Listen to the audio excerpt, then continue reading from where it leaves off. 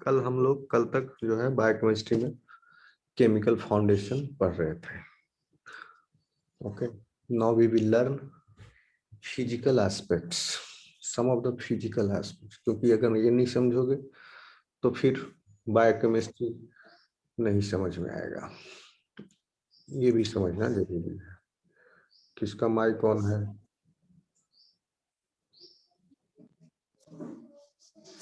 या mic mute करो।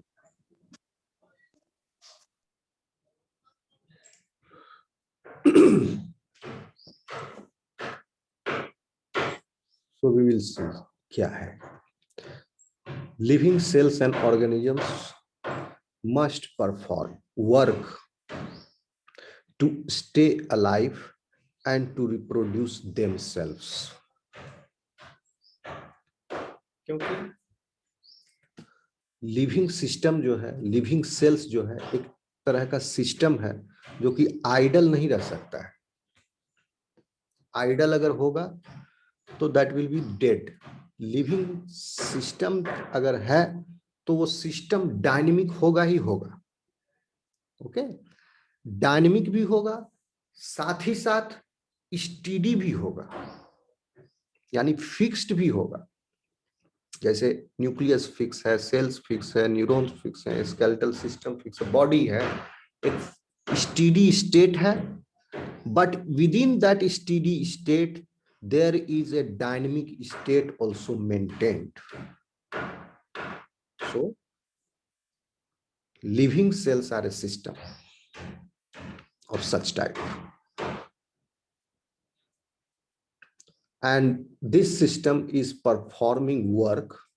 ये काम क्यों इस तरह से मेंटेन कर पा रहा है अपने आप को, स्टीडी और डायनेमिक? क्योंकि ये वर्क परफॉर्म कर रहा है। अगर वर्क परफॉर्म करना छोड़ देगा तो वो स्टीडी स्टेट का जो डायनेमिक्स है, सबसे पहले डायनेमिक्स खत्म होगा, एंड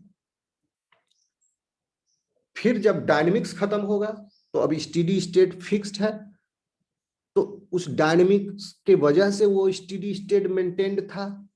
तो डायनेमिक स्टेट नहीं रहा तो steady state will go in the process of decaying.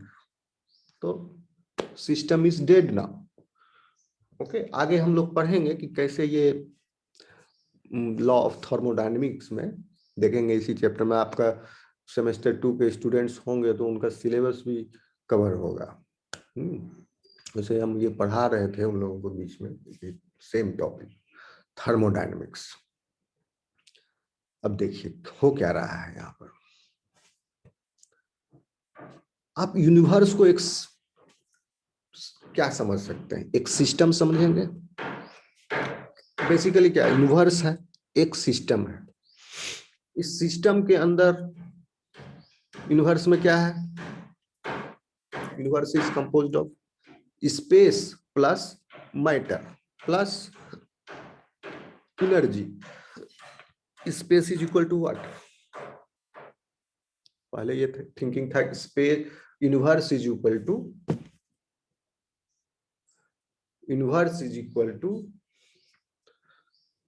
Space यानी खाली जगह plus matter, okay, plus energy. और ये एनर्जी जो है मैटर से कन्वर्ट होके आ रहा है। लेकिन बाद में पाया गया ये कि स्पेस जो है सिर्फ मैटर से ही नहीं बना है। अगर इसको हम कंपोज करें तो it will be only 90% of only 10% of the universe. 90% of the universe is anti matter. तो now universe is equal to space plus anti matter plus matter plus energy. Heat energy भी है, सन में energy है, heat हो रहा है, वो भी स्पेस यूनिवर्स में एनर्जी। तो कहने का मतलब हुआ कि यूनिवर्स एक बहुत बड़ा सिस्टम है, एक इनफाइनाइट सिस्टम है, समझ सकते हो आप लोग। चूंकि यूनिवर्स के अलावा कोई जगह नहीं बचता है, अगर होगा भी तो पता नहीं, थ्योरेटिकली फिजिक्स में अपना फॉर्मूला पर भी ये कहीं पॉसिबल नहीं हो पा रहा है, इसलिए यूनिवर्स के अलावा कोई जगह नहीं। तो यूनिवर्स अगर एक सिस्टम है तो कोई सराउंडिंग इसका है नहीं, तो universe is a type of isolated system. तो इस सिस्टम के अंदर क्या हो रहा है, मैटर और एनर्जी का कोई ट्रांसफॉर्मेशन नहीं हो रहा, क्योंकि सराउंडिंग कुछ है नहीं, सारा मैटर और एनर्जी इसी सिस्टम के अंदर है। तो universe is isolated system. Other two type of systems are close system, open system. आगे हम इसको डिस्कस करेंगे। यहाँ पर इसलिए कह रहे हैं कि सेल भी जो है एक तरह का लिविंग सिस्टम है, और ये सिस्टम जो है इंटरैक्ट करता है सराउंडिंग के साथ, वर्क परफॉर्म करता है, सराउंडिंग से कुछ लेता है, सराउंडिंग को कुछ देता है, न्यूट्रिएंट लिया, वेस्ट दिया, ओके। और अगर एरोबिक है ये लिविंग सिस्टम, तो एक ऑक्सीडेशन रिडक्शन प्रोसेस होगा उस बॉडी, उस ऑर्गेनिज्म के अंदर। किस टाइप का ऑक्सीडेशन रिडक्शन प्रोसेस है उस बॉडी में? हर ऑर्गेनिज्म के अंदर एनर्जी हार्वेस्ट करने का ऑक्सीडेशन रिडक्शन प्रोसेस है। तो अगर एरोबिक है तो उसका पर्टिकुलर टाइप ऑफ है, एनारोबिक है तो उसका अलग type of oxidation reduction coupling mechanism है। तो जनरली एरोबिक में जो हम लोग आगे पढ़ाएंगे आपको ऑक्सीडेटिव फॉस्फोराइलेशन, उसमें देखिएगा NADH और FADH2 कैसे, these are the agents. Basically हो क्या रहा है, ऑक्सीजन जो है रिड्यूस होकर के कार्बोहाइड्रेट को ऑक्सीडाइज कर रहा है, ओके। ग्लूकोज को ऑक्सीडाइज करके, ग्लूकोज ऑक्सीडाइज हो रहा है और ऑक्सीजन जो है रिड्यूस हो रहा है। मेरी आवाज आ रही है सब लोगों तक? समझ में आ रहा है हम क्या बोल रहे हैं? Yes sir. Yes sir. तो आप सोचिए कि ये जो CO2 है जो आप छोड़ते हो, उसमें कार्बन कहां से आया? चूंकि ऑक्सीडाइज कौन हो रहा है, ऑक्सीजन हो रहा है, ठीक है। तो ये H2O में कन्वर्ट, वो ऑक्सीजन जो आप लिए वो चला गया वेपर बन गया, वो हो गया ऑक्सीडाइज, वो सांस से भाप में निकला H2O। और CO2 कहां से आया? चूंकि कौन ऑक्सीडाइज हो रहा है, कार्बोहाइड्रेट ऑक्सीडाइज हो रहा है, ग्लूकोज ऑक्सीडाइज हो रहा है। तो CO2 में जो कार्बन है वो कहां से आया, ग्लूकोज से आया, ओके। एसिटाइल कोएंजाइम A में 2 कार्बन घुसा क्रेब्स साइकिल में, फिर क्रेब्स साइकिल से फिर वो ब्रेक डाउन हुआ, एक एक कार्बन अलग अलग हुआ वहां पर, और उसमें फिर O2 कहां से आया? CO2 का O2 ये मत समझ लेना कि हम जो सांस में ऑक्सीजन लिए वो ऑक्सीजन है CO2 में, वो ऑक्सीजन CO2 में नहीं है। CO2 का ऑक्सीजन जो है वो अगेन कार्बोहाइड्रेट में ही जो ऑक्सीजन एटम्स है वही वाले हैं, ठीक है। तो इस तरह से लिविंग सिस्टम वर्क करता है और परफॉर्म करता है, क्योंकि ये यूनिवर्सल एक जो एक लॉ है यूनिवर्स का, आगे हम लोग देखेंगे कि entropy of the system plus surrounding will always increase. इसको ओबे करने के लिए, इसी को ओबे, क्योंकि यही बेसिक लॉ है यूनिवर्स का। बिग बैंग भी इसी की वजह से हुआ, ये बेसिक लॉ, हमेशा यूनिवर्स में ये लॉ मेंटेन रहेगा, ये चलता रहेगा, अभी भी चल ही रहा है। Disorderness always happen, disorderness will always happen. तो क्या होगा, हम लोग क्या कर रहे हैं, इस डिसऑर्डरनेस के अगेंस्ट जा रहे हैं। We are synthesizing the macromolecules, okay. तो हम ग्लूकोज मॉलिक्यूल को ले लेके क्या बना दिया, ग्लाइकोजन बना दिया, प्लांट में स्टार्च बना दिया, DNA का सिंथेसिस, RNA का, प्रोटीन का, ये सब क्या हुआ, स्मॉल मॉलिक्यूल से लार्ज मॉलिक्यूल्स बने। तो ये रैंडमनेस के अगेंस्ट गया, हुआ, एंट्रोपी के अगेंस्ट हुआ, यूनिवर्सल लॉ के अगेंस्ट है। और breakdown of the complex molecule जो हो रहा है, ये अगर जैसे प्रोटीन का, कार्बोहाइड्रेट का डाइजेशन हो रहा है, स्टार्च टूट टूट करके जो आप खाए वो बन गया ग्लूकोज मॉलिक्यूल, तो वो जो लॉ है वो वहां पर ओबे हो रहा है, एंट्रोपी। तो आप कहिएगा कि कैटाबोलिज्म में जो है एंट्रोपी आपका बढ़ रहा है और एनाबोलिज्म में एंट्रोपी घट रहा है।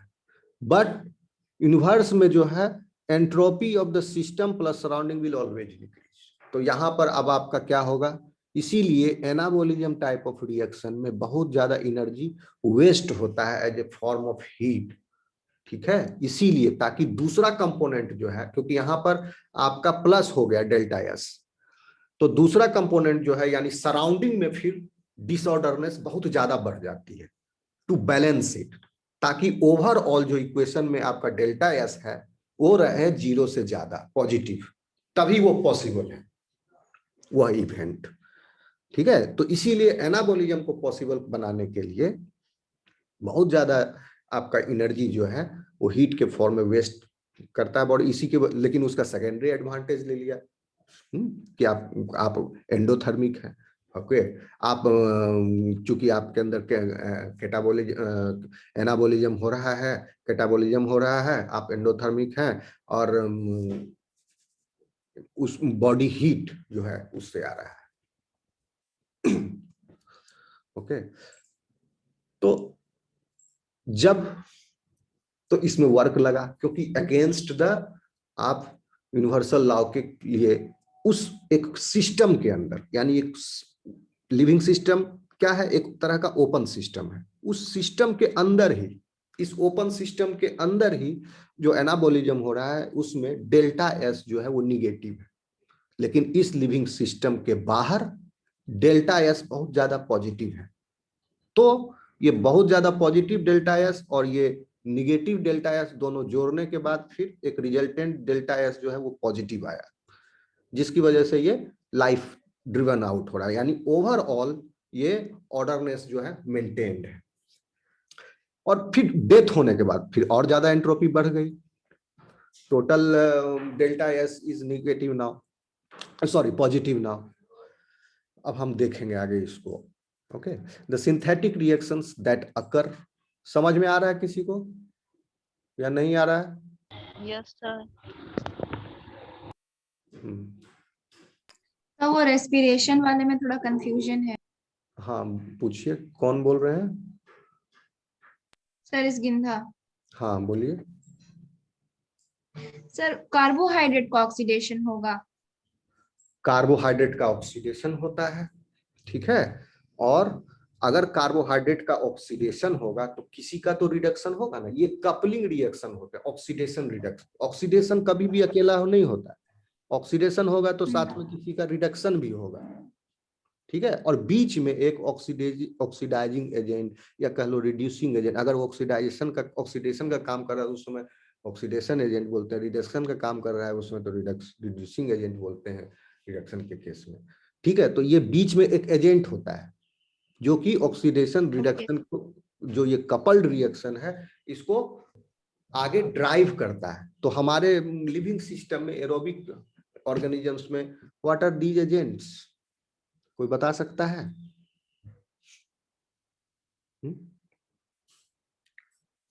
What are these oxidation and reducing agents? Can anybody name a few? What, sir? Oxidation reduction agent. Oxidation में सर जो रिस्पिरेशन लेते हैं वो सर। कौन बोल रहे हैं, नाम बताइए।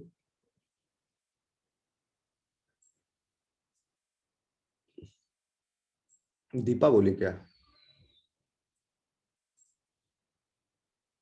मेरी आवाज आ रही है? Yes sir. Yes, sir. क्या सवाल क्या है आपका? सर सर ऑक्सीजन हो सकता है ना, ऑक्सीजन ऑक्सीडाइजिंग एजेंट है।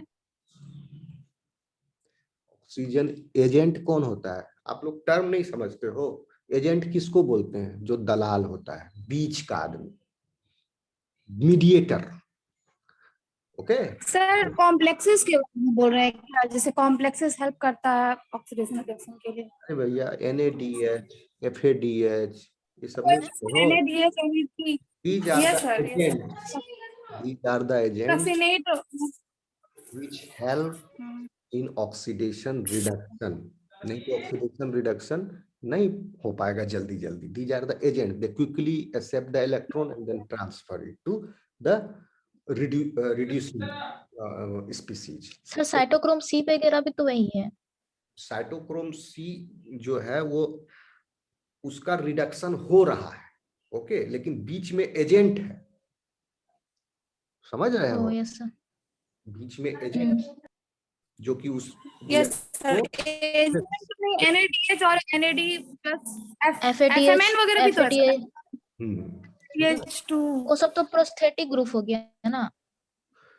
प्रोस्थेटिक ग्रुप तो बोलते हैं फंक्शनल ग्रुप के टाइप। आपका ये तो सर दी अंदर FMN और FE तो हाँ बोलिए। FE तो सर हो सकता है ना। देखिए जैसे फाइनल आप देखिए दीज आर द इंटरमीडिएट्स। देखिए फाइनली क्या हो, हम अभी शॉर्ट में बोले, देखिए आप कंसेप्ट को समझिए। कहाँ एक रिएक्शन होगा, देखिए ये दिख रहा है, ये यहां से यहां एक स्टेप में तो नहीं पहुंचा ना, नहीं पहुंचा, बहुत सारा स्टेप है। इवन जब बहुत सारा ये क्रिएट हो गया रिड्यूस्ड, ओके, रिड्यूस्ड, फाइनली क्या हुआ, आपका ऑक्सीडेशन रिडक्शन एजेंट जो NADH प्लस H+ बना, और एक बना NADH2, और एक होता है NADPH2, फिर होता है एक FADH2।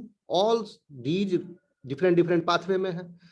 सब ये जब रिड्यूस हो गए हैं, पहले ये ऑक्सीडाइज्ड फॉर्म में थे, पाथवे में कपल होकर के ये रिड्यूस हो गए। अब ये रिड्यूस होने के बाद इनर माइटोकॉन्ड्रियल मैट्रिक्स के along they create the proton gradient.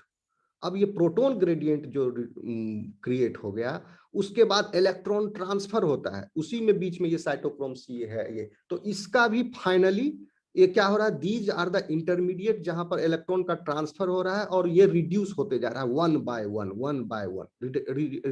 Reduction का दूसरा डेफिनेशन ये भी है ना कि जो इलेक्ट्रॉन को एक्सेप्ट करे, इसका वन बाय वन, पहले का हुआ, उसके पहले किसी और का हुआ, फिर उसके बाद ये हुआ, ये हुआ, ये हुआ, फिर फाइनली जो हुआ वो हुआ किसका, ऑक्सीजन का।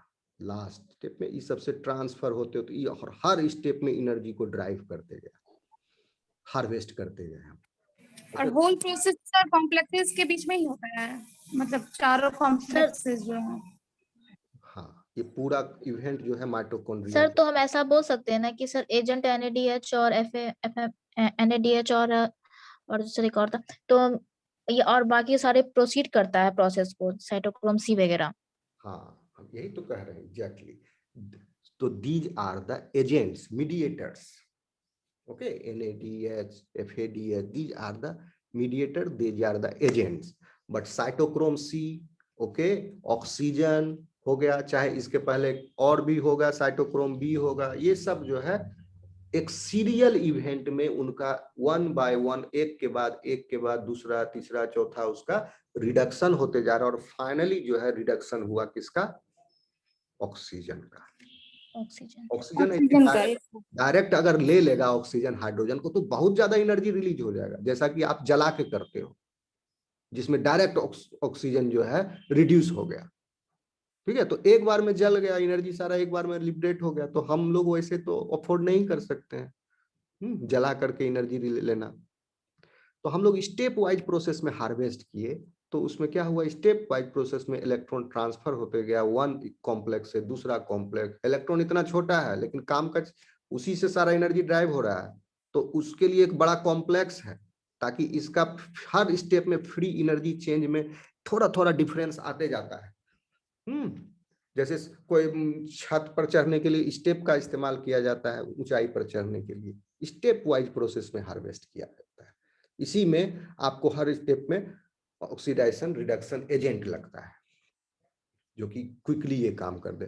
तो हमारा विटामिन वगैरह जो है इसके लिए इसीलिए खाया जाता है, विटामिन बी कॉम्प्लेक्स जो है उसमें बहुत सारे जो है ये यही है आपके oxidation reduction agents, and that is why this is why they are essential for health. Nicotinamide ये सब सुने होंगे। ओके, हम आते हैं, अभी देखो एक पैरा भी नहीं खत्म किए, ओवरऑल ही हम ओवरव्यू दे रहे हैं, हम डिटेल में नहीं जाना चाह रहे थे, यहाँ पर एक ओवरऑल हम बता रहे हैं, फिर आगे हम मतलब ये समरी का भी ओवर समरी है, दे रहे थे। अब देखिए synthetic reactions that occur within cells, confusion clear हुआ या अभी और कुछ है कंफ्यूजन? ये चीज आप लोग समझे कि नहीं? Yes sir. CO2 जो छोड़े उसमें जो ऑक्सीजन है वो ऑक्सीजन हम जो एटमॉस्फेयर से लिए इनहेल करके वो ऑक्सीजन नहीं है। ओके, लिविंग सेल्स, अब देखिए आगे बढ़ते हैं। The synthetic reactions that occur within cells, like synthetic processes in any factory, require the input of energy. They require input of energy. क्यों input of energy? क्योंकि ये डायनेमिक स्टेडी स्टेट में है and this is against the disorderliness. तो work करना पड़ेगा, काम करना पड़ेगा। ओके, अगर किसी चीज को सजाना है, क्लासिफाई करना है, रूम को सजाना है, आपको सामान सब बिखेरा हुआ है तो आपको हाथ पैर हिलाना पड़ेगा, वर्क करना पड़ेगा उसको ऑर्डर में लाने के लिए। Okay, so energy input is also needed in the motion of a bacterium और an Olympic sprinter, in the flashing of a firefly और the electrical discharge of an eel. तो इस सब में एनर्जी इनपुट की आवश्यकता है। तो फिजिकल फाउंडेशन में बेसिकली ये क्या डिस्कस करेंगे हम लोग? एनर्जी की बात करेंगे, एनर्जी का फ्लो। ओके, तो एनर्जी का जब हम फ्लो का बात करेंगे तो एक सबसे बड़ा कंपोनेंट टाइप ऑफ एनर्जी है, that is heat energy. Heat energy है, okay, energy in the form of heat. तो जब energy in the form of heat जब फ्लो करे, हीट फ्लो करेगा तो they will obey law of thermodynamics. कुछ कुछ नियम के तहत फ्लो करता है। ऐसा नहीं है कि एनर्जी हीट जो है लोअर टेम्परेचर बॉडी से हाईयर टेम्परेचर बॉडी की तरफ चला जाएगा, ऐसा नहीं होगा। यूनिवर्स में कहीं नहीं होगा, ये उल्टा है। Okay, always heat will flow from higher energy higher temperature body to a lower temperature body, always unidirectional है। कितना भी फोर्स लगा दो ये उल्टा नहीं हो सकता, अनलेस नहीं sorry unless and until you do work on it, on that system, spontaneously नहीं होगा। तो लॉ ऑफ थर्मोडायनेमिक्स को ओबे करेगा वो, कुछ कुछ लॉ को ओबे करेगा। तो बाद में साइंटिस्ट लोग उसको अपना लॉ समझा बना लिया था, zero law, first law, second law. Okay, law of thermodynamics कितना है? 4 लॉ है, zeroth law, first law, second law and third law. पढ़े हो, भूल गए? पढ़े हैं sir. Yes sir. And the storage and expression of information also requires energy. So without which structures rich in information inevitably becomes disorder and meaningless. कहने का मतलब हुआ कि एनाबोलिज्म में यानी क्या हो रहा है? डीएनए का सिंथेसिस, आरएनए का सिंथेसिस, सेल डिवाइड करेगा, डीएनए रेप्लिकेट करेगा, या जीन का एक्सप्रेशन हो रहा है तो ट्रांसक्रिप्शन हो रहा है, मैसेंजर आरएनए बन रहे हैं, ट्रांसलेशन हो रहा है तो प्रोटीन बन रहा है, वहां भी एनाबोलिज्म हो रहा है। कैटाबोलिज्म मतलब डिस्ट्रक्शन, एनाबोलिज्म मींस कंस्ट्रक्शन। तो इसमें भी बहुत लार्ज अमाउंट ऑफ एनर्जी लगता है। यही कर रहा है। One second.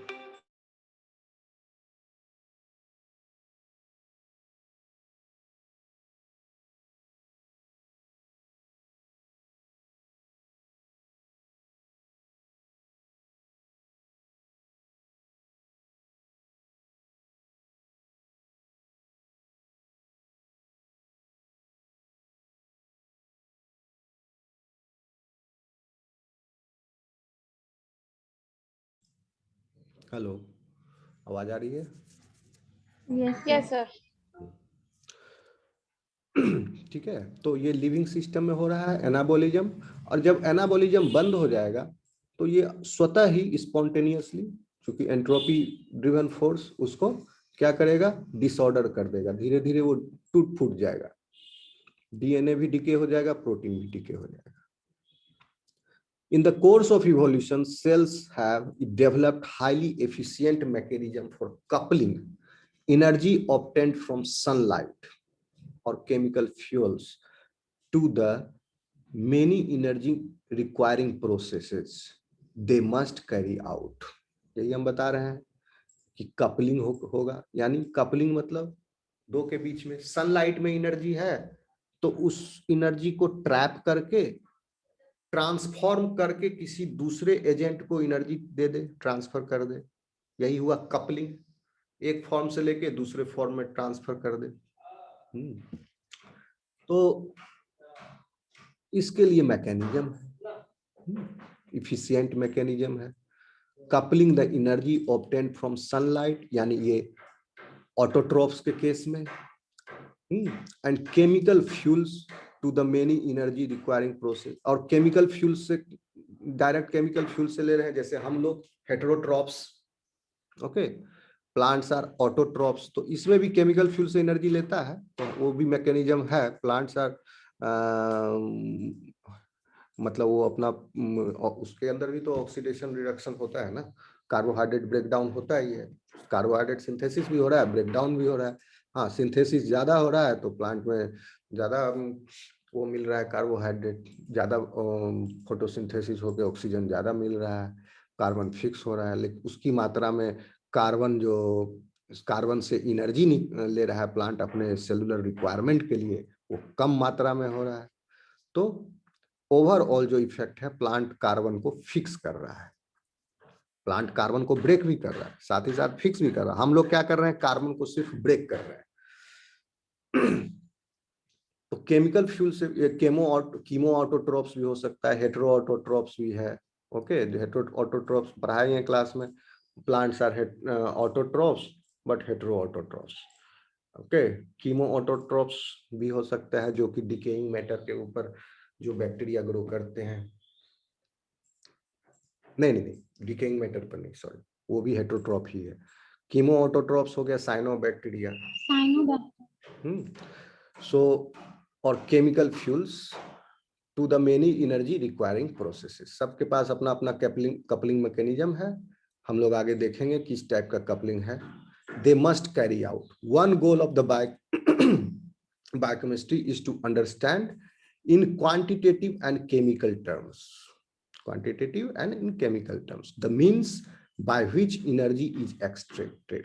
किसका, एनर्जी का क्वांटिटेटिव टर्म हम लोग पढ़ेंगे और केमिकल टर्म में भी इसको हम देखेंगे कि कैसे एनर्जी जो है एक्सट्रैक्ट हो रहा है, स्टोर हो रहा है और चैनल हो रहा है अदर यूजफुल वर्क के रूप में। ठीक है, अदर यूजफुल वर्क क्या है, क्या कर रहा है, अदर यूजफुल वर्क भी है। जैसे देखिए, energy input also needed in motion of the bacterium.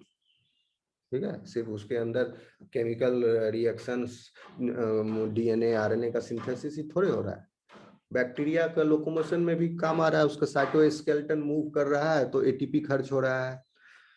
Olympic sprinter, उसका स्केलेटल मसल मूव हो रहा है, वहां एटीपी लग रहा है, तो इसमें क्या हुआ, मैकेनिकल मोशन भी आ रहा है, locomotion, physical skeletal muscle is involve.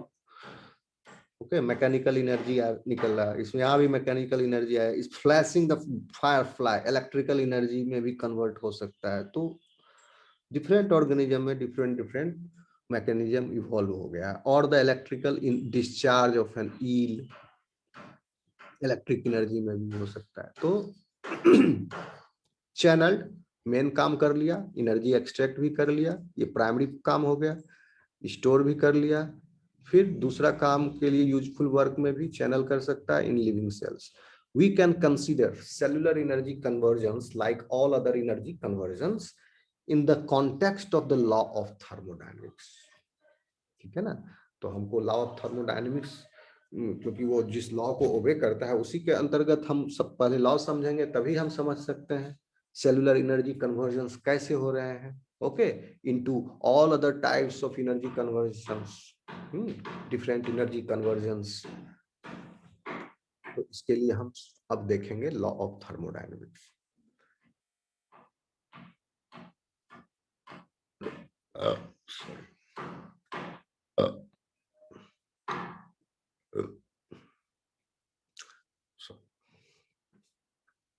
Living organisms exist in a dynamic steady state, never at equilibrium with their surrounding. मतलब हम कह ही रहे हैं बार बार, और लिविंग सिस्टम क्या है, एक स्टेडी स्टेट है। स्टेडी स्टेट भी कैसा स्टेडी स्टेट है, उसके अंदर भी डायनेमिक्स है, एक एनर्जी कन्वर्जन दूसरा एनर्जी कन्वर्जन सब चल रहा है। और ये जो है इक्विलिब्रियम के साथ सराउंडिंग के साथ कभी इक्विलिब्रियम पर नहीं है जब तक लिविंग है, ठीक है। अगर ये इक्विलिब्रियम की तरफ बढ़ गया सराउंडिंग के साथ तो क्या होगा, डेथ प्रोसेसेस विल स्टार्ट। थोड़ा और ज्यादा बढ़ गया तो डेथ हो जाएगा। जैसे एक सिंपल कंडीशन आप बता